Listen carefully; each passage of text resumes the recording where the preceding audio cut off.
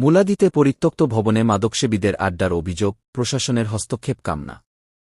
বরিশালের মুলাদি পৌরসভার ৪ নম্বর ওয়ার্ডে উপজেলা নির্বাচন অফিসের পেছনে ও মুন্সি বাড়ির পেছনে অবস্থিত দুলাল পর্বে স্যারের একটি পরিত্যক্ত দোতলা বাড়িতে প্রতিনিয়ত রাত হলেই মাদকসেবীদের আড্ডা বসার অভিযোগ উঠেছে। স্থানীয়দের অভিযোগ, সন্ধ্যার পর থেকে গভীর রাত পর্যন্ত ওই পরিত্যক্ত ভবনে বিভিন্ন বয়সী লোকজনের আনাগোনা দেখা যায়। সেখানে নিয়মিতভাবে গাঁজা ও অন্যান্য মাদক সেবনের আসর বসে বলেও অভিযোগ রয়েছে। এতে আশপাশের বাসিন্দাদের মধ্যে উদ্বেগ ও আতঙ্ক সৃষ্টি হয়েছে। স্থানীয়রা জানান, পরিত্যক্ত ভবনটি দীর্ঘদিন ধরে অব্যবহৃত থাকায় মাদকসেবীরা সেটিকে নিরাপদ স্থান হিসেবে ব্যবহার করছে বলে তাদের ধারণা। বিষয়টি দ্রুত তদন্ত করে প্রয়োজনীয় আইনগত ব্যবস্থা নেওয়ার জন্য প্রশাসন ও আইনশৃঙ্খলা বাহিনীর প্রতি আহ্বান জানিয়েছেন তারা।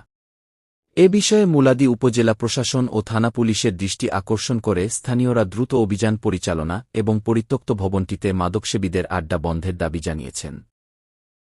মুলাদি অনলাইন প্রেসক্লাবের প্রতিনিধির